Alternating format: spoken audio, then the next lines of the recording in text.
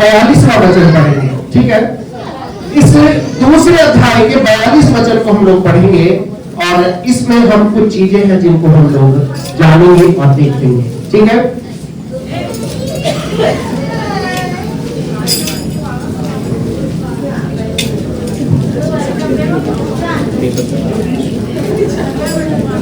मिल गया किसी को?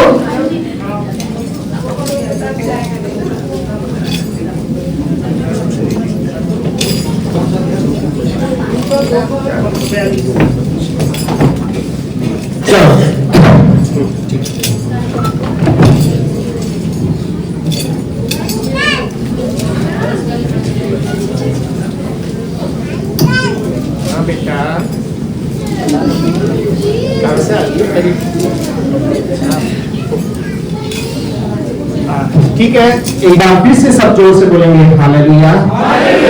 और लूका रचित सुसमाचार उसका 2 अध्याय और उसके 42 वचन को हम सब लोग अपने अपनी बाइबल पर उंगली रखेंगे, ठीक है। और इसको मैं जो हूँ आपके सामने पढ़ूंगा और बहुत ध्यान से हम इसकी तरफ देखेंगे और देख करके हम लोग इस पर ध्यान करेंगे और किस प्रकार से जो है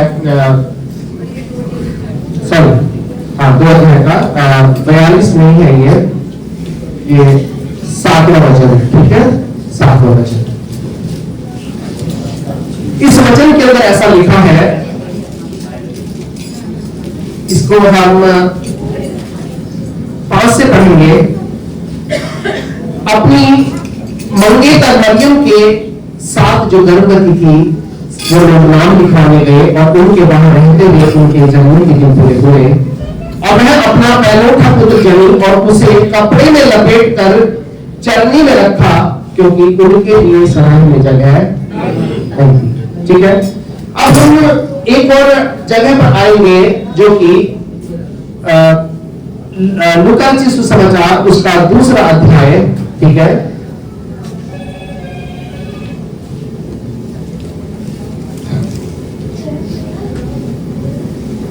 सॉरी, 2 अध्याय उसका 12 वचन है, ठीक है। 11 से पढ़ेंगे।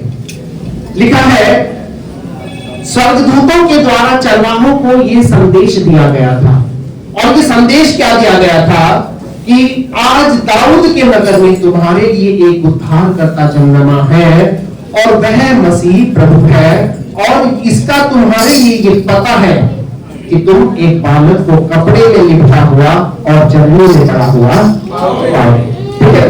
अब यहाँ पर सोचने वाली बात यह है कि यहाँ पर एक संदेश दिया जा रहा है, एक एड्रेस दिया जा रहा है, एक पता दिया जा रहा है।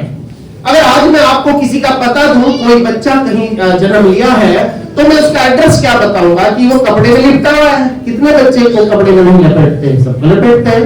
तो इसमें ऐसा क्या खास है कि बच्चा कपड़े में लिपटा हुआ है, चटनी में पड़ा हुआ है, लेकिन एड्रेस कोई बताया नहीं है ना। एड्रेस क्या बताया है कि तुम उसका पता क्या है। 12 वचन को ध्यान से पढ़ेंगे, क्या लिखा है? और इसका तुम्हारे लिए यह पता है, इसका तुम्हारे लिए ये पता है, क्या पता है? कि तुम एक बालक को कपड़े में लिपटा हुआ, कि तुम एक बालक को कपड़े में लिपटा हुआ और चलनी में पड़ा पाओगे, और चलनी में पड़ा हुआ क्या करोगे? पाओगे। हालेलुया।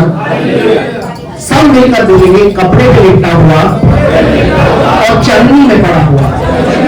तो कपड़े में लिपटे होने का मतलब क्या था? मैं आपको यही चीज थोड़ा सा आज यहाँ पर समझाना चाहता हूँ। पुराने नियम के अंदर अगर आप परमेश्वर के वचन को पढ़ें, लेवीय व्यवस्था की जो पुस्तक है उसके 16 अध्याय को देखें और उसके 2 वचन से 4 वचन तक वहां पर क्या हुआ कि परमेश्वर ने लेवी के गोत्र को इसलिए अलग कर रखा था ताकि वो यहोवा की वाचा का संदूक उठाया करे, उसके सम्मुख उपस्थित रहा करे और उसके नाम से आशीर्वाद दिया करे। और वो लोग क्या करते थे कि उस समय एक बलिदान का प्रथा चलती थी और वो लोग क्या करते थे, बलिदान के लिए एक मेमने का लहू लेकर के बकरे का उसको पवित्र स्थान में जाते थे। वहां पवित्र स्थान एक याजक साल में एक बार जाता था। हालेलुया। एक याजक कब जाता था? साल में एक बार। इसका मतलब वो साल का वो जो दिन था वो बहुत ही महत्वपूर्ण दिन था। और यहाँ पर थोड़ा सा लेवे व्यवस्था की पुस्तक निकालेंगे, उसका 16 अध्याय, उसका 2 से 4 वचन तक पढ़ेंगे, ताकि हम इस बात को गहराई से समझ सके। आज हमारे लिए ये जो साल का ये जो दिन है, ये बहुत महत्वपूर्ण दिन है। और इस दिन के अंदर मैं एक्सपेक्ट कर रहा था, उम्मीद कर रहा था कि सभी लोग समय पर आएंगे, लेकिन कोई भी समय पर नहीं आया। कुछ लोग थे जो समय पर आए थे, और कुछ लोग समय पर नहीं आए। और ये आपके लिए बहुत ही मतलब अच्छी बात नहीं है, क्योंकि ये एक साल में एक दिन ऐसा था जिसमें वो याजक उस लहू को लेकर महापवित्र स्थान के अंदर जाता था और इस्राएलियों के पापों के लिए वहां परमेश्वर के सामने उस लहू को क्या करता था, चढ़ाता था। हालेलुया। क्या लिखा है, दूसरे वचन से पढ़ो, क्या है? और यहोवा ने मूसा से कहा, और यहोवा ने मूसा से कहा, यानी कि परमेश्वर ने अपने दास से कहा, क्या कहा? अपने भाई हारून से कह कि अपने भाई हारून से कहे। ये हारून कौन था? ये याजक था जो परमेश्वर के भवन के अंदर परमेश्वर की सेवा करता था। हाँ, आगे। संदूक के ऊपर प्रायश्चित वाले ढकने के आगे, हाँ, संदूक के ऊपर प्रायश्चित वाले ढकने के आगे, हाँ, बीच वाले पर्दे के अंदर, हाँ, पवित्र स्थान में हर समय न प्रवेश करे। हर समय प्रवेश ना करे, क्योंकि वो दिन, वो वक्त, वो जगह, वो स्थान, ये क्रिसमस का ट्री हर समय नहीं यहाँ लगा रहेगा, क्योंकि पूरी बाइबल की कहानी 2 पेड़ पर आधारित है।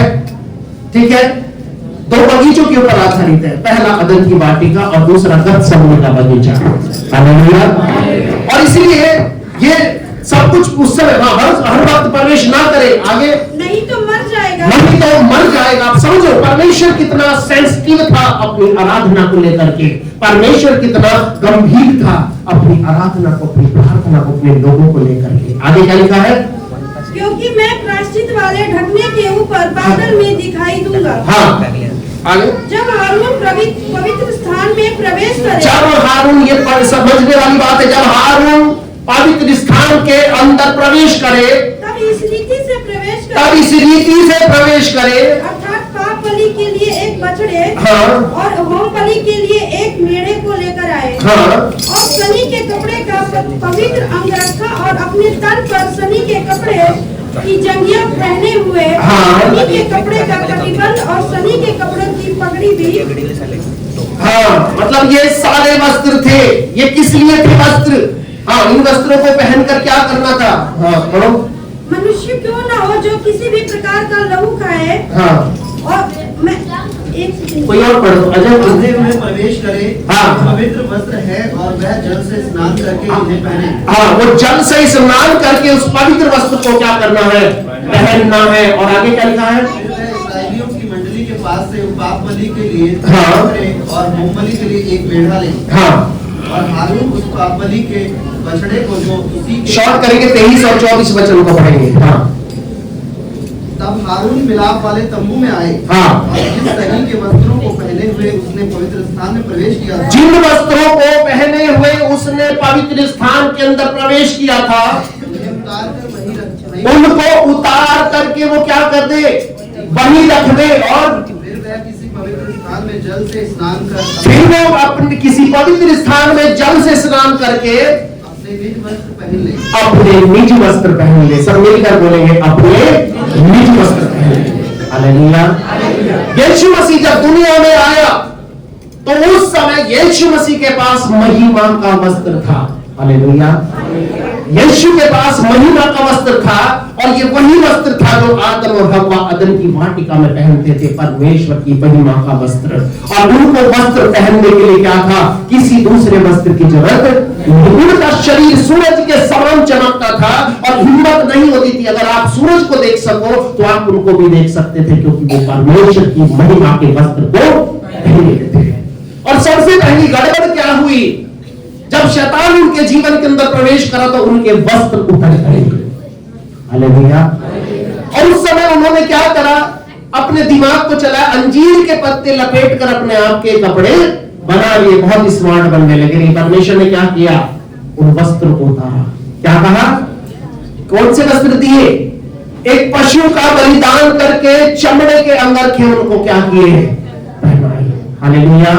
आदम ने वो महिमा के वस्त्र को खो दिया था, और यीशु मसीह भी जब दुनिया में आया तो उसने अपनी महिमा के वस्त्र को उतार करके, बाइबल में लिखा है, उसे कपड़े में लपेट कर, वो कपड़े इंग्लिश में लिखा फाइन लाइनन, यानी कि हिंदी में कहते हैं मलमल का कपड़ा। मलमल समझते हो? ये कपड़ा पुराने जमाने में बड़ा मशहूर था। एक गाना भी चलता था फिल्मों में, हवा में उड़ता जाए मेरा, समझ लो। ये मलमल हर आदमी नहीं पहन सकता था। ये मलमल जो है, ये सिर्फ राजसी जो लोग होते थे, जो राजा लोग होते थे, वो पहन सकते थे। और यीशु मसीह इसी मलमल के वस्त्र को क्या किया था? पहने हुए था। अब उसने आपके और मेरे लिए महिमा के वस्त्र को क्या कर दिया था? उतार दिया था। ये बहुत गंभीर समय था कि महिमा के वस्त्र को किसके लिए उतारा? आपके और मेरे लिए। और उसने कौन सा कपड़ा पहना?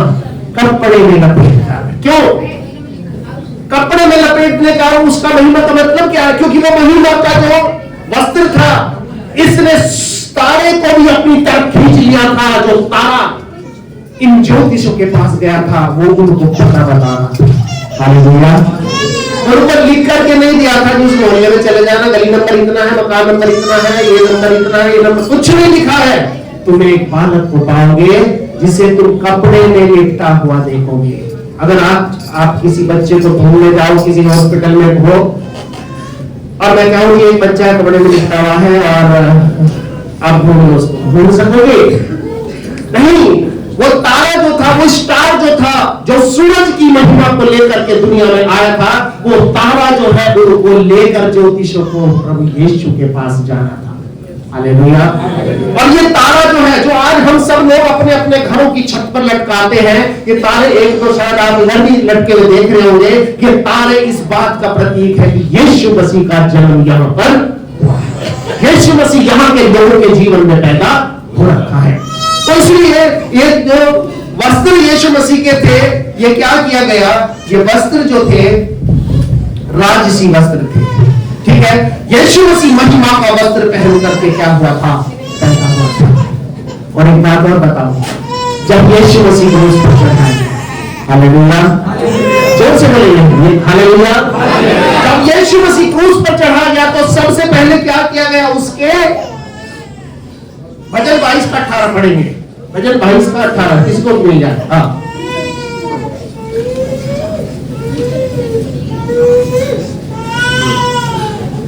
क्या लिखा है? हाँ, वे मेरे वस्त्र आपस में बांटते हैं, वे मेरे वस्त्र आपस में बांटते हैं। यानी कि अब मेरा जो निज वस्त्र है वो उतारा जाएगा, क्योंकि अब मैं महिमा के अंदर प्रवेश करूंगा, अपने लोगों के पापों को लेकर अपने परमेश्वर के पास स्वर्ग में जाऊंगा। हालेलुया। वो वस्त्र जो उनका था उसको क्या किया गया? उतारा गया। और ये कपड़े, और बाइबल ऐसा बताती है या स्कॉलर्स ऐसा बताते, उसके तन पर एक भी कपड़ा, और इसीलिए परमेश्वर ने उसको ढकने के लिए, बाइबल में लिखा है कि जब यीशु क्रूस पर चढ़ा तो 2 पहर से तीसरे पहर तक अंधियारा क्या ठहरा? अंधियारा ठहरा। यानी कि परमेश्वर ने उसको उस अंधियारे के अंदर उसको अपने निज वस्त्र को पहनने के लिए क्या करा था? परमेश्वर का पुत्र यीशु मसीह वहां पर आपके मेरे लिए बलिदान को क्रूस पर उसने चढ़ा दिया था, क्योंकि वो पैदा ही मरने के लिए हुआ था। हालेलुया। इस बात की गंभीरता को हम लोग समझिए। हम लोग आज दुनिया में अपने वस्त्रों के चक्कर में और अपनी बहुत सारी चीजों के चक्कर में हम कई बार प्रभु को कहते हैं, प्रभु तू वस्त्र पहन या ना पहन, लेकिन हमने वस्त्र से हमसे। हालेलुया। और कई बार इस वस्त्र के चक्कर में, सजने धजने के चक्कर में हम लोग क्या करते हैं? अपने परमेश्वर को भूल जाते, कहते भैया ऐसा अब आधा घंटा लेट जाएंगे, लेकिन ध्यान रखना ये मौका है। जितनों ने इसको पकड़ लिया, प्रभु उनके जीवन में आशीषों को देखने का। हालेलुया। जितनों ने इस गंभीरता को नहीं समझा तो परमेश्वर के जीवन में आशीष। आगे इसमें लिखा है, जब वो थोड़ा सा हम लोग लूका रचित सुसमाचार की पुस्तक को खोलेंगे और 23 अध्याय का 52 वचन पढ़ेंगे, ध्यान से पढ़ेंगे। क्या लिखा है?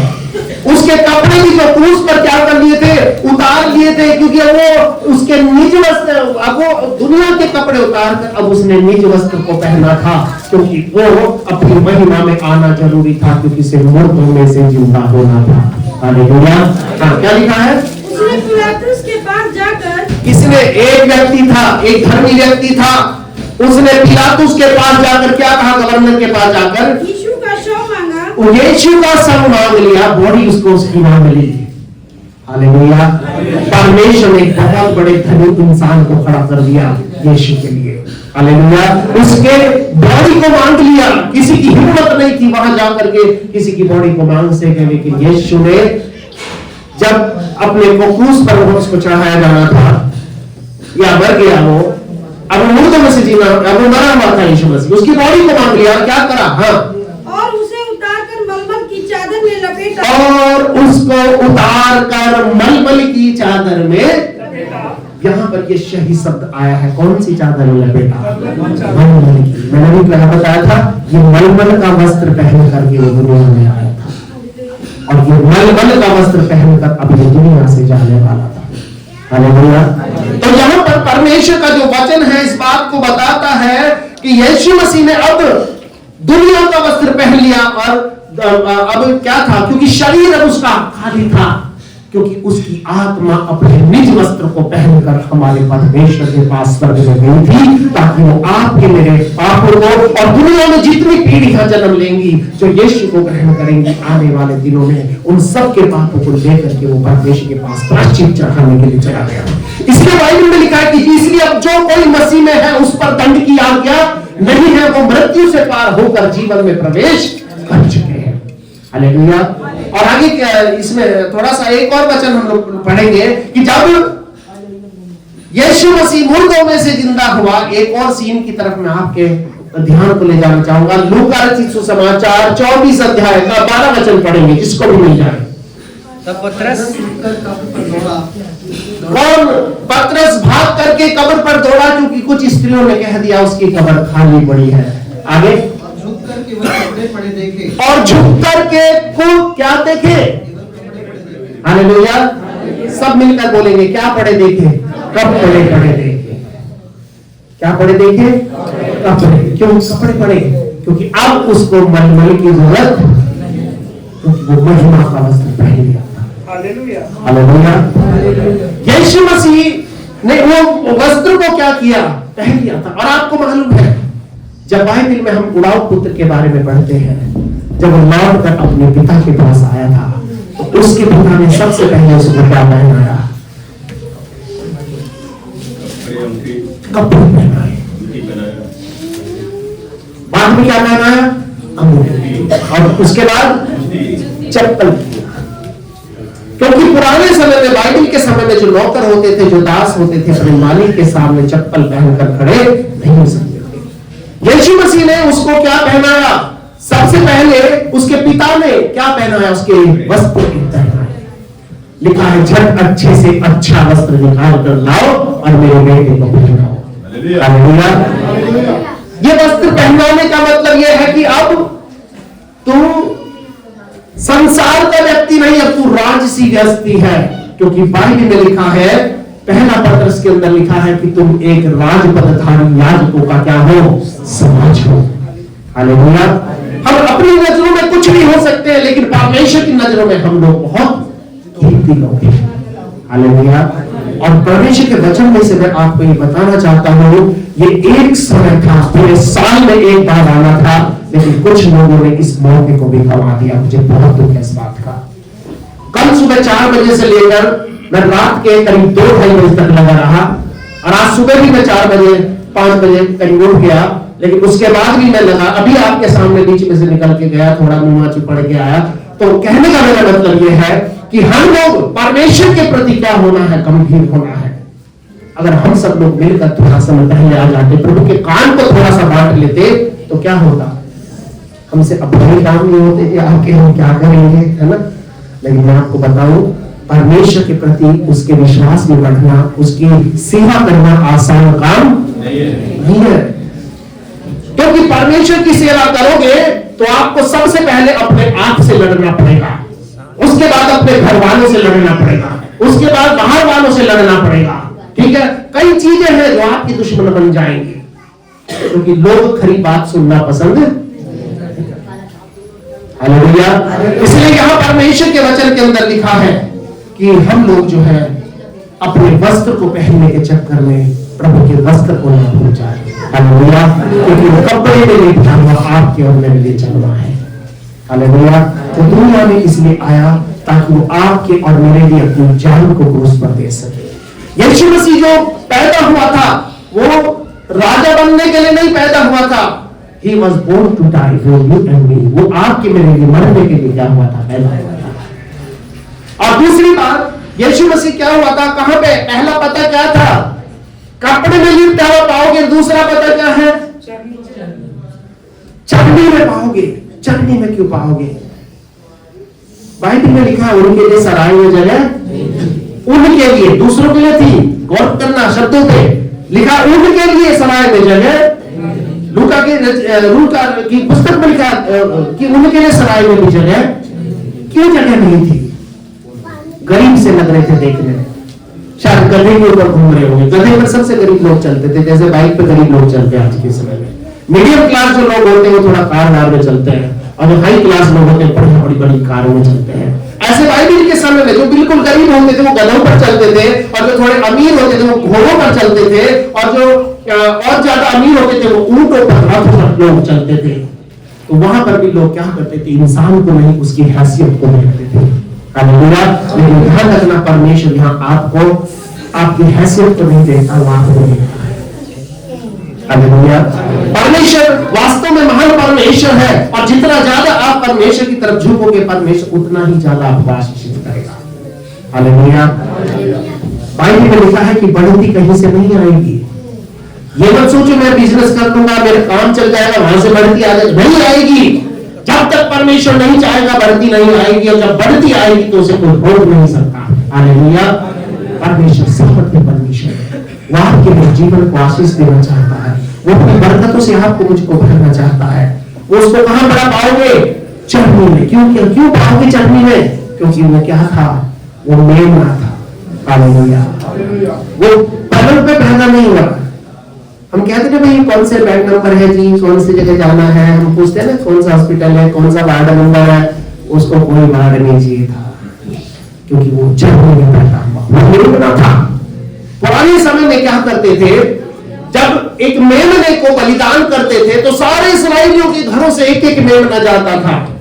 पूरे उनके कुटुंब में से एक मेमना हो जाता था, और उस मेमने के गले के अंदर वो एक ताबीज डालते थे। ताबीज का मतलब एक ऐसा चिट्ठी लिख करके डालते थे, एक डोरी में लटका देते थे, जिस पर उस भेजने वालों के घर का नाम होता था। जी ये रामदत्त जी के यहाँ से आया है, ये उनके यहाँ से, विनय भाई जी के यहाँ से आया है। ठीक है, तो लोग क्या करते थे उसके गले में, क्योंकि सारे एक ही कलर के होते थे, सारे एक ही कलर के होते थे, व्हाइट, इसलिए ये नहीं पता था कौन सा किसके यहाँ से आया है, तो लोग डाल देते थे।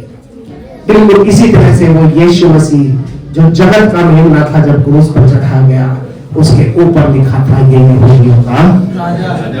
हालेलुया। क्यों? क्योंकि वो मेमना था जिसको आपके मेरे क्रूस पर क्या होना था। और इसीलिए मैं आपको इस बात से उत्साहित करना चाहता हूँ, आपको बताना चाहता हूँ कि हम लोग अपने परमेश्वर के लिए जब यहाँ पर इकट्ठा हुए, हम इस बात को न भूलें कि परमेश्वर हमारे जीवनों को अपनी बरकतों से भरना चाहता है। उसके पास बहुत कुछ है देने के लिए, और हमें तैयार होना है लेने के लिए। हालेलुया। आपके घर के बाहर दूध वाला आता है तो आप सड़े हुए बर्तन में दूध ले सकते हो? उसके लिए आपको बर्तन को क्या करना है, साफ करना, तभी तो दूध देगा। और दूध अगर बिना बर्तन को धोए आपने ले लिया तो क्या होगा, फट जाएगा। इसलिए बाइबल में लिखा है कि हमारे पास ये धन मिट्टी के इन बर्तनों में रखा है, क्योंकि ये महिमा हमारी ओर से नहीं, ये महिमा हमारे परमेश्वर की ओर से है। हालेलुया। इसलिए मैं आपको बताकर ये उत्साहित करना चाहता हूं कि आपके और मेरे जीवन के अंदर सबसे पहला स्थान हमारे यीशु मसीह का होना चाहिए। जो हमारा यीशु मसीह इस दुनिया में हम सबको लेकर के आया, हमें उसने दुनिया की भीड़ में से निकाला और अपने पास उसने बुलाया है। ताकि परमेश्वर की आशीषों को, उसकी बरकतों को हम एक दूसरे के जीवन के अंदर देख सके। और ये समय होगा, आइए थोड़े समय के लिए हम लोग अपने स्थानों पर खड़े होंगे। और आज एक समर्पण का समय है, प्रभु के साथ एक वायदा करने का समय है, क्योंकि परमेश्वर आपको आशीष क्यों देगा, परमेश्वर आपको बरकतें क्यों देगा। परमेश्वर ने हन्ना को बेटा क्यों दिया, क्योंकि हन्ना ने परमेश्वर के सामने एक वाचा को बांधा था, क्या कि अगर तू मुझे बेटा देगा तो मैं उस बेटे को तुझे क्या कर दूंगी, समर्पित कर दूंगी। आज आपको अगर परमेश्वर से कुछ चाहिए तो परमेश्वर से एक वाचा को बांधे कि प्रभु अगर तू आज मुझे ये देगा तो मैं भी तेरे लिए ये करूंगी। और बोलना वो जो आपकी ताकत में, ऐसा मत कुछ बोल देना जो आपकी सामर्थ में। हालेलुया। आइए हम सब लोग अपनी आंखों को बंद करिए और ये समय होगा, हम लोग जो है इस समय थोड़े समय के लिए अपने परमेश्वर के चरणों में अपने सर को हम झुकाएंगे और हम लोग इस समय प्रार्थना करेंगे। हालेलुया।